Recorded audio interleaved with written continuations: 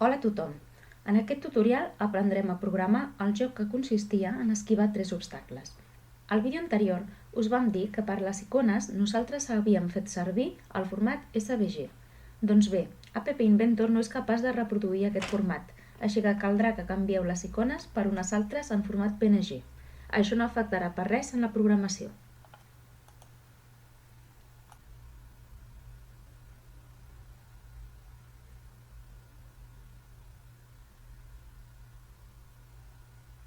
Cliquem sobre la pestanya Bloques al menú superior de la dreta. Començarem programant el botó de Start.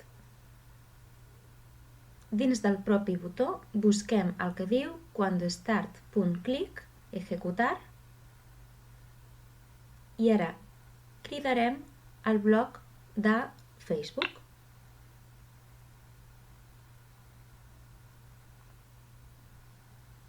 Haurem de fer el mateix per als 3 obstacles que tenim.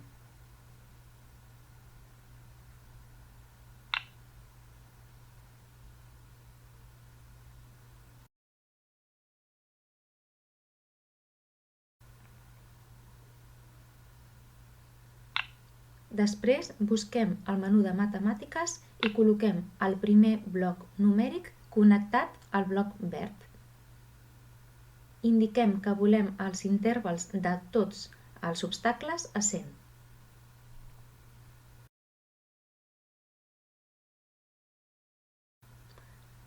A continuació programarem la velocitat de cada obstacle. Busquem el bloc que diu poner el nom del vostre obstacle, punt velocidad. També haurem de programar la seva direcció.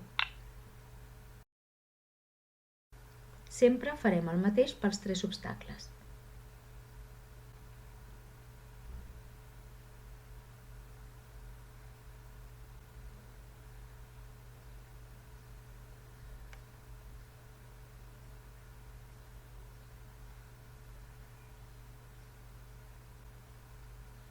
Per programar el moviment dels nostres obstacles haurem de configurar la seva velocitat i la seva direcció. Connectem aquests blocs dins del nostre botó de Start i a continuació posem el mateix bloc numèric connectat a tots els nostres blocs de color verd.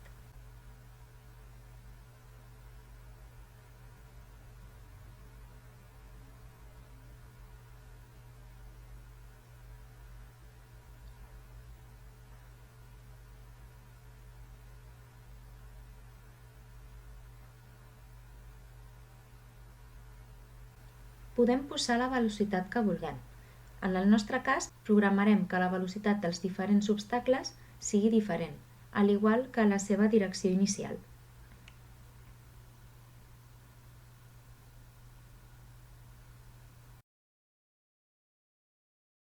Després programarem les nostres etiquetes perquè no siguin visibles.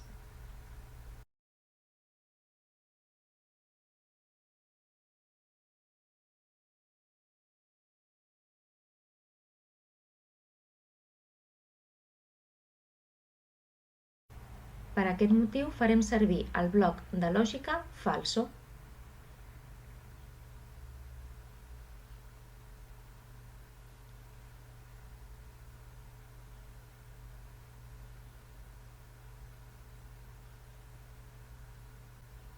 Ara programarem la posició dels nostres obstacles. Per fer això haurem de configurar la lletra X i la lletra Y corresponents a la seva posició.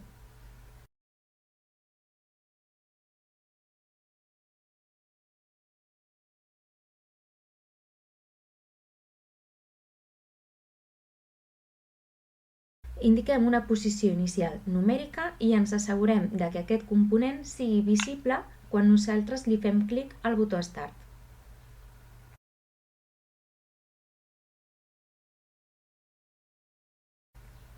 Fem exactament el mateix pels altres 2 obstacles.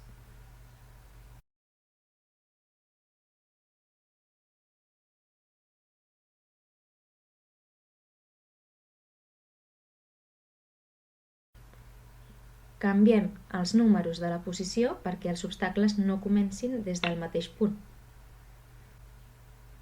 Recordeu que la X indica una posició horitzontal i la Y una posició vertical.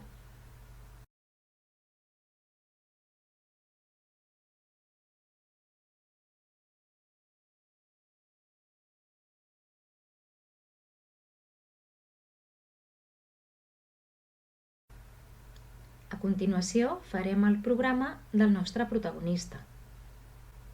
Igual que amb els obstacles, indiquem primer la seva posició inicial.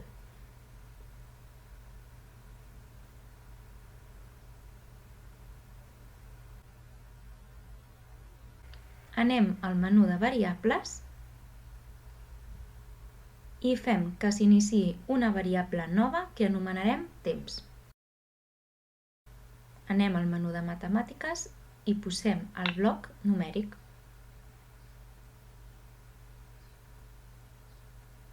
Dins del nostre bloc del programa Start, començarem dient-li que volem que la nostra variable temps també comenci a 0.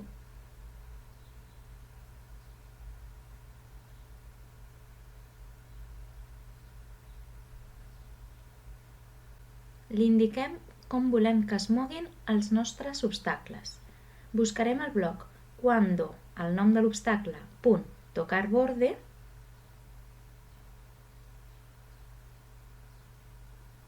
i ara cridarem la funció amb el mateix nom. Busquem el bloc taronja tomar borde, que trobareu clicant a la paraula borde dins del bloc anterior.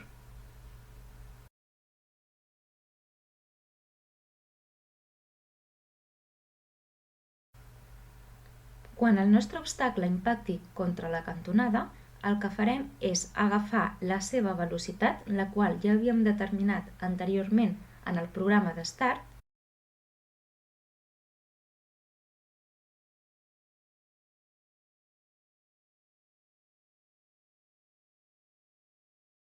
i augmentar-la en 0,2.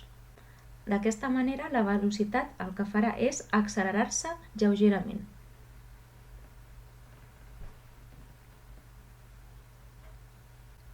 Perquè el programa que hem creat abans, que ja és prou llarg, no ens molesti, el que podem fer és reduir-li la mida amagant-lo tot en una funció. Fem el mateix programa de què succeeix quan els nostres obstacles xoquen amb les cantonades pels dos obstacles que ens queden.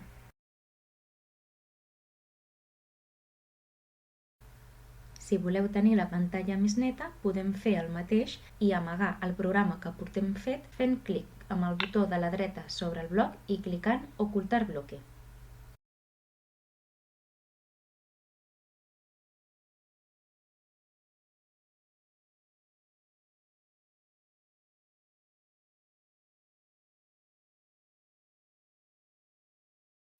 A continuació programarem què és el que passa quan el nostre protagonista xoca amb els obstacles.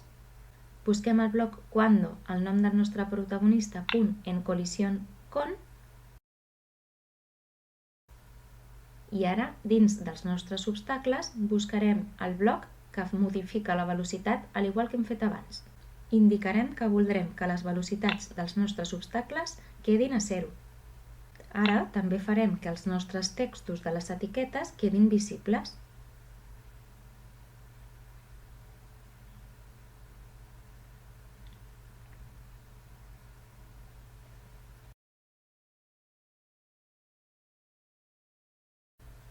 Aquesta vegada, el bloc de lògica que haurem de fer servir és el de cierto.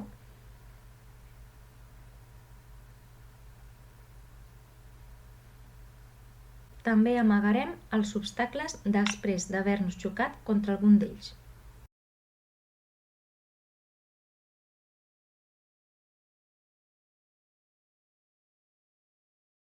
Haurem de modificar l'etiqueta del mig perquè indiqui la quantitat de segons que han passat abans de col·lisionar contra un altre objecte. Modifiquem aquesta etiqueta indicant-li poner temps, que era el nom de la meva etiqueta, punt texto como i agafarem aquesta dada de la nostra variable de temps.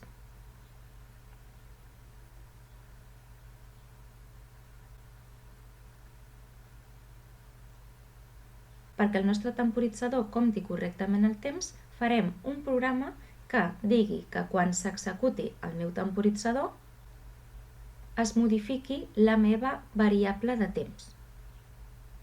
Haurem de llegir les dades de la variable temps i això es fa en el cas de Pepe Inventor amb el bloc tomar i el nom de la nostra variable i li sumarem 1.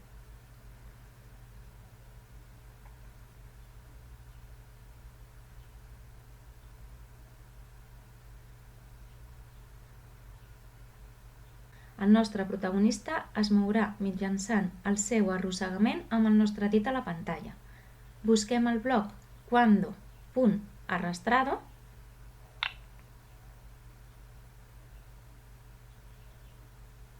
i ara modificarem la seva posició en X i en Y perquè corresponguin a la mateixa que nosaltres li indicarem a la pantalla.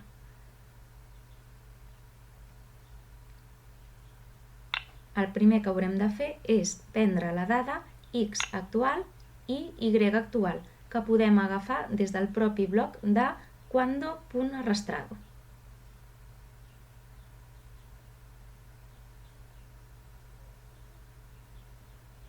Revisem que tots els programes estiguin complets.